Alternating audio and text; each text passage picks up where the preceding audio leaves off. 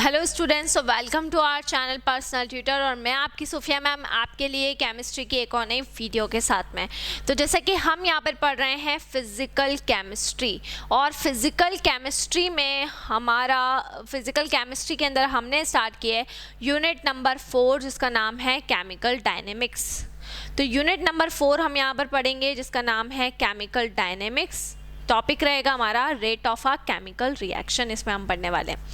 Chemical dynamics के अंदर rate of chemical reaction हम पढ़ चुके हैं लास्ट वाली वीडियो के अंदर, और अब मैं आपको रेट ऑफ केमिकल रिएक्शन के बहुत सारे फैक्टर्स पढ़ाने वाली हूँ कि रेट ऑफ केमिकल रिएक्शन के कौन कौन से ऐसे फैक्टर्स होते हैं जो अफेक्ट करते हैं, किसको अफेक्ट करते हैं, केमिकल रिएक्शन को अफेक्ट करते हैं। तो रेट ऑफ केमिकल रिएक्शन को कौन कौन से ऐसे फैक्टर्स हैं जो अफेक्ट करते हैं वो हम यहाँ पर पढ़ने वाले हैं।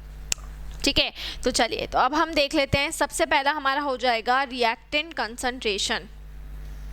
रिएक्टेंट कंसंट्रेशन ये हमारा पहला फैक्टर है। रिएक्टेंट कंसंट्रेशन ये हमारा पहला फैक्टर है, ये हमारा फर्स्ट फैक्टर है। ठीक है, तो रिएक्टेंट कंसंट्रेशन क्या होगा, अगर हम क्या करेंगे, अगर हम कोई भी रिएक्टेंट है उसका अगर कंसंट्रेशन को इंक्रीज करते हैं, है ना, तो यहाँ पर रेट ऑफ रिएक्शन बढ़ जाती है। कैसे? जैसे मान लीजिए आपके दो रिएक्टेंट है ना, तो दो रिएक्टेंट का हमने कंसंट्रेशन बढ़ा दिया। कंसंट्रेशन बढ़ा दिया है मतलब रिएक्टेंट के मॉलिक्यूल अब ज़्यादा हैं। तो मैं आपको बेसिक कॉन्सेप्ट बताती हूँ कि रिएक्टेंट से प्रोडक्ट बनता कैसे है। एक्चुअल में रिएक्टेंट के जो मॉलिक्यूल होते हैं वो रिएक्टेंट के मॉलिक्यूल्स आपस में कोलिजन करते हैं। जब वो आपस में कोलिजन करते हैं यानी कि टकराते हैं, तो वो किस में बदलते हैं, प्रोडक्ट में बदलते हैं। क्योंकि जब वो आपस में टकराएंगे तो वो आपस में एनर्जी का एक्सचेंज करेंगे और उससे वो किस में कन्वर्ट होते हैं, वो प्रोडक्ट के अंदर कन्वर्ट होते हैं। इफेक्टिव कोलिजन, इफेक्टिव कोलिजन का मतलब होता है ऐसे कोलिजन जो प्रोडक्ट को फॉर्म करने में सक्सेसफुल होते हैं, उनको हम इफेक्टिव कोलिजन कहते हैं। तो जब भी रिएक्टेंट के मॉलिक्यूल इफेक्टिव कोलिजन करेंगे, इफेक्टिवली टकराएंगे, इफेक्टिवली कोलाइड करेंगे, तो वो किस में कन्वर्ट होंगे, प्रोडक्ट में कन्वर्ट होंगे। ठीक है, अब यहाँ पे सुनना मेरी बात ध्यान से, हम बात कर रहे हैं रिएक्टेंट का कंसंट्रेशन। अगर रिएक्टेंट के मॉलिक्यूल का क्या रहेगा, कंसंट्रेशन ज़्यादा रहेगा, तो कोलिजन क्या होगा, ज़्यादा होगा। कोलिजन ज़्यादा होगा क्योंकि डेफिनेटली जाहिर सी बात है कि जहाँ पे भीड़ ज़्यादा होती है वहाँ पे टकराने की पॉसिबिलिटीज़ भी क्या हो जाती हैं, ज़्यादा हो जाती हैं। जैसे कंसिडर करिए आप कि दो रिएक्टेंट के आपके मॉलिक्यूल हैं, है ना, अब दो रिएक्टेंट के मॉलिक्यूल हैं, कम मॉलिक्यूल्स हैं, तो उस केस में कोलिजन की पॉसिबिलिटीज़ कम होगी।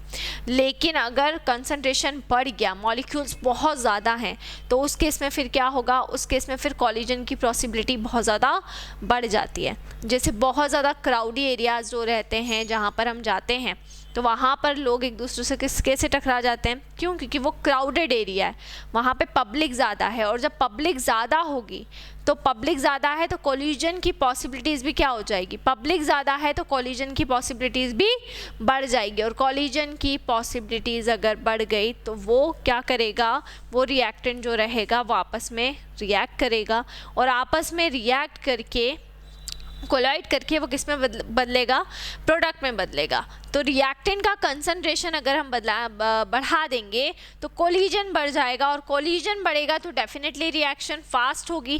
क्यों फास्ट होगी, क्योंकि कोलिजन जितना ज़्यादा होगा उतनी ज़्यादा रिएक्शन की क्या होगी, रेट होगी।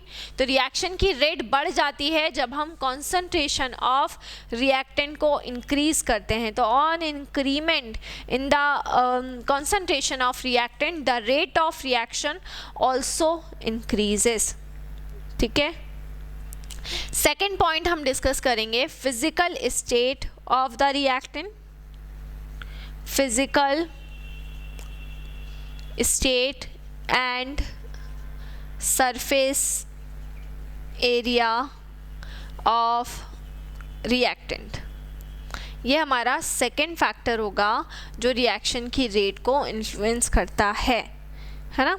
अब आपको ये तो पता है कि रिएक्टेंट के मॉलिक्यूल जो होते हैं, है ना, वो अलग अलग फेसेस के अंदर होते हैं। अलग अलग फेसेस आप समझ रहे हैं, ठीक है, अलग अलग फेस, उनकी फेसेस अलग अलग हुई, सॉलिड भी होते हैं, लिक्विड भी होते हैं, गैस भी होते हैं, ठीक है, उनकी फेसेस क्या रहती हैं, उनकी फेसेस अलग अलग रहती है। तो जो भी रिएक्टेंट के मॉलिक्यूल हैं, है ना, जो भी रिएक्टेंट के मॉलिक्यूल हैं वो अलग अलग फेसेस में रहते हैं, ठीक है। अब अगर हम बात करते हैं, आपने मिक्सचर पढ़े होंगे, तो मिक्सचर में हम यहाँ पर बात कर रहे हैं हमारे हेट्रोजीनियस मिक्सचर की। कौन से मिक्सचर की हम बात कर रहे हैं? हम मिक्सचर की बात कर रहे हैं हेट्रोजीनियस। कौन सा मिक्सचर होगा?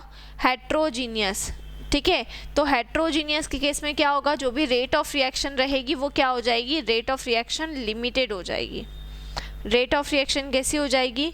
लिमिटेड हो जाएगी। किससे लिमिटेड हो जाएगी? सरफेस एरिया से लिमिटेड हो जाएगी। जैसे फॉर एग्जांपल कोई सॉलिड मेटल है ना, कोई सॉलिड रिएक्टेंट है, सॉलिड मेटल रिएक्टेंट है, मान लीजिए सॉलिड मेटल रिएक्टेंट है ना। अब ये सॉलिड में था, अब दूसरा जो रिएक्टेंट है वो हमने गैस ले लिया, दूसरा जो लिया है हमने गैस मॉलिक्यूल ले लिया है, गैस का रिएक्टेंट ले लिया है। तो दोनों की ही आप देख सकते हैं, दोनों की फेसेस अलग हैं। एक तो हमारा क्या है, एक हमारा सॉलिड है, एक हमारा क्या है, एक हमारा सॉलिड है, और दूसरा हमारा क्या है? दूसरा हमारा गैस है। तो एक को हम बोल रहे हैं कि एक तो हमारा सॉलिड है और दूसरा मॉलिक्यूल का क्या है? दूसरा मॉलिक्यूल हमारा गैस है। अब इन दोनों को हमने मिक्स किया, ठीक है ना। अब केवल मेटल की सरफेस पे जो मॉलिक्यूल हैं, केवल कौन से मॉलिक्यूल? जो आपके मेटल की सरफेस के जो मॉलिक्यूल हैं, है ना, वही कोलाइड कर पाएंगे किससे? गैस के मॉलिक्यूल के साथ में। सरफेस समझ रहे हैं? केवल जो सरफेस है, सरफेस के ऊपर जो भी मॉलिक्यूल हैं, किसके मॉलिक्यूल? सॉलिड के मॉलिक्यूल जो भी सरफेस पर हैं, केवल वही गैस के मॉलिक्यूल के ऊपर क्या करेंगे? गैस के मॉलिक्यूल से कोलाइड कर पाएंगे, यानी टकरा पाएंगे, है ना, ठीक है। अब अगर हम क्या करते हैं, हम अगर सरफेस एरिया को बढ़ाते हैं मेटल का, ठीक है, सरफेस एरिया को क्या करते हैं? बढ़ा देते हैं, ठीक है। तो सरफेस एरिया बढ़ाने पर क्या होगा? अगर सरफेस का आपने एरिया बढ़ाया तो सरफेस पर ही तो कोलिजन हो रहा है। जब आपने सॉलिड मेटल को किसके साथ में रिएक्ट करवाया? गैस के साथ में। दोनों की फेसेस अलग अलग थी, एक तो सॉलिड था और दूसरा क्या था? दूसरा हमारा गैस था। तो एक सॉलिड केस में था, दूसरा गैस था, है ना। अब हुआ क्या? सॉलिड और गैस जब आपस में मिले तो क्या हुआ? जो सॉलिड मेटल रिएक्टेंट है वो केवल सरफेस पर ही, उसकी सरफेस पर ही गैस के मॉलिक्यूल के साथ में क्या कर पाएंगे? कोलिजन कर पाएंगे, यानी कोलाइड कर पाएंगे, यानी टकरा पाएंगे। दोनों ही solid metal reactant gas molecule के साथ में उसी पर क्या कर पा रहा है? कोलिजन कर पा रहा है या फिर टकरा पा रहा है ना। किसके ऊपर? सरफेस एरिया के ऊपर ही वो ये कर पा रहा है ना। तो अब क्या हुआ? सॉलिड मेटल रिएक्टेंट से जब मैंने गैस के मॉलिक्यूल को रिएक्ट करवाई तो सरफेस पर ही हो रहा है। अब सरफेस एरिया ही बढ़ा दिया हमने। अब सरफेस एरिया बढ़ा तो डेफिनेटली कोलिजन की रेट बढ़ जाएगी, क्योंकि एरिया ज़्यादा हो गया है तो गैस के मॉलिक्यूल उस एरिया का यूज़ करेंगे और ज़्यादा से ज़्यादा क्या कर लेंगे? कोलिजन कर लेंगे। तो डेफिनेटली रेट ऑफ रिएक्शन क्या हो जाएगी? बढ़ जाएगी। तो अगर हम क्या करते हैं? सरफेस एरिया को इंक्रीज़ करते हैं। किसका सरफेस एरिया? मेटल का सरफेस एरिया। अगर हमने मेटल के सरफेस एरिया को इंक्रीज़ करा, मेटल के सरफेस एरिया को हमने बढ़ाया, तो मेटल के सरफेस एरिया को इंक्रीज़ करने पर क्या होगा? जो रिएक्शन की रेट रहेगी वो भी क्या हो जाएगी?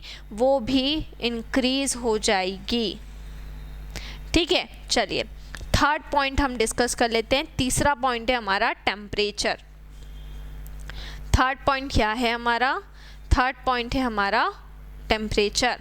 अब टेम्परेचर क्या होगा, है ना। टेम्परेचर किस तरीके से इफ़ेक्ट करेगा? देखिए, अगर हम टेम्परेचर को बढ़ाते हैं तो टेम्परेचर को बढ़ाने पर क्या होगा?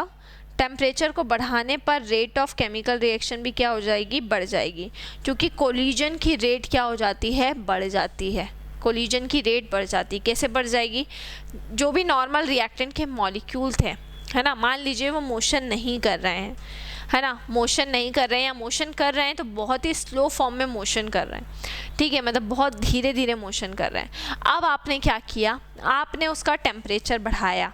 तो टेम्परेचर बढ़ाने से क्या होगा? उन मॉलिक्यूल को क्या मिलेगी? उन मॉलिक्यूल को हीट मिलेगी। उन मॉलिक्यूल को क्या मिलेगी? उन मॉलिक्यूल को हीट मिलेगी। और जब उनको हीट मिलेगी तो वो उनका जो मोशन रहेगा वो मोशन फास्ट हो जाएगा। इसको मैं देखो एक डेली एग्जांपल से मैं आप लोगों को समझाती हूँ।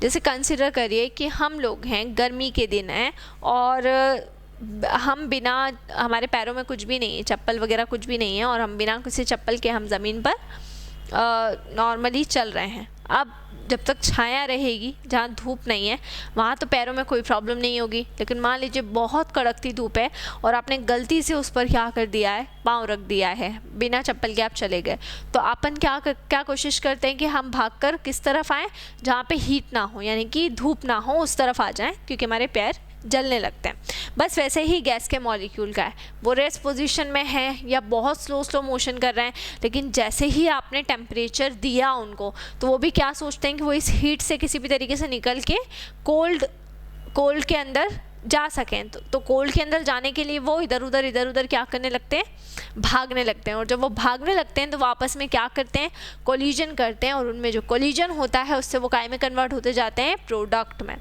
तो जब हम टेम्परेचर को बढ़ाते हैं, यानी कि जब हम टेम्परेचर को इंक्रीज़ करते हैं, ठीक है, तो टेम्परेचर को इंक्रीमेंट करने पर क्या होता है, टेम्परेचर को इंक्रीमेंट करने पर क्योंकि कोलिजन की रेट बढ़ जाती है, कोलॉइड ज़्यादा होता है, इसलिए रेट ऑफ रिएक्शन भी ज़्यादा हो जाती है। इसलिए बहुत सारी ऐसी रिएक्शंस होती हैं जिनको हम टेम्परेचर की प्रेजेंस में करवाते हैं। टेम्परेचर की प्रेजेंस में करवाने का रीज़न ये होता है कि टेम्परेचर होने की वजह से वो टेम्परेचर क्या करता है, उसकी रेट को बढ़ाने का काम करता है, उसकी रेट को इंक्रीज़ कर देता है, इसलिए हम टेम्परेचर की प्रेजेंस में रिएक्शन करवाते हैं। ठीक है, फोर्थ पॉइंट हम यहाँ पर पढ़ लेते हैं। फोर्थ पॉइंट हमारा क्या हो जाएगा, फोर्थ पॉइंट हमारा हो जाता है प्रेशर। ठीक है, फोर्थ पॉइंट क्या हो जाएगा, फोर्थ पॉइंट हमारा हो जाएगा प्रेशर। अब हम बात कर रहे हैं यहाँ पर प्रेशर की, तो जब हम प्रेशर को इंक्रीज़ करते हैं, है ना, प्रेशर को बढ़ाएंगे, तो प्रेशर को इंक्रीज़ करने पर या प्रेशर को बढ़ाने पर भी क्या होगा, जो रिएक्शन की रेट है वो रिएक्शन की रेट क्या होने लगेगी, इंक्रीज़ होने लगेगी। तो अगर आप क्या करते हैं, प्रेशर को भी इंक्रीज़ करते हैं, क्योंकि बोलते हैं ना जनरल, जैसे खाना बनाते तो बोलते हैं ना ढक के बनाना चाहिए, तो ज़्यादा जल्दी बन जाता है। क्यों, क्योंकि अब क्या हुआ, जैसे ही उसके ऊपर प्रेशर आ जाएगा, है ना, तो प्रेशर आने की वजह से उनका एरिया लिमिटेड हो गया, क्राउड उनका ज़्यादा था और उनका एरिया लिमिटेड हो गया, उन मॉलिक्यूल का एरिया आपने लिमिटेड कर दिया प्रेशर बढ़ाने पर। अब वो जो भी मॉलिक्यूल रहेंगे वो उतने ही पर्टिकुलर एरिया के अंदर क्या करेंगे, उतने ही पर्टिकुलर एरिया के अंदर वो कोलॉइड कर सकते हैं। प्रेशर आपने नहीं लगाया है मान लीजिए, तो वो मॉलिक्यूल इवोपरेट भी होंगे, वेपराइज भी होंगे, लेकिन जब आपने प्रेशर एक्सर्ट कर दिया तो उनके पास कोई ऑप्शन नहीं है, उनको आपस में क्या करना है, उनको आपस में कोलिजन करना है और उनको आपस में कोलॉइड करके, ठीक है, उनको आपस में कोलॉइड करना है और कोलॉइड करके वो यहाँ पर आपका प्रेशर जैसे जैसे बढ़ेगा तो उनकी कोलिजन की रेट क्या हो जाएगी, उनकी कोलिजन की रेट बढ़ेगी, और कोलिजन की रेट बढ़ेगी तो जल्दी प्रोडक्ट बनेगा, मतलब कि रेट ऑफ रिएक्शन बढ़ जाती है। फिफ्थ पॉइंट हम यहाँ पर डिस्कस करते हैं। फिफ्थ पॉइंट हमारा होता है कैटलिस्ट। ठीक है, फिफ्थ पॉइंट हम बात कर रहे हैं। फिफ्थ पॉइंट हमारा क्या होगा, फिफ्थ पॉइंट हमारा होगा कैटलिस्ट। जब हम कैटलिस्ट की बात करते हैं तो कैटलिस्ट की प्रेजेंस में क्या होता है, कैटलिस्ट की प्रेजेंस में क्या होता है, जब हम कैटलिस्ट की बात करते हैं तो कैटलिस्ट की प्रेजेंस में जो केमिकल रिएक्शन की रेट होती है वो रेट बढ़ जाती है। तो in the presence of catalyst rate of chemical reaction increases.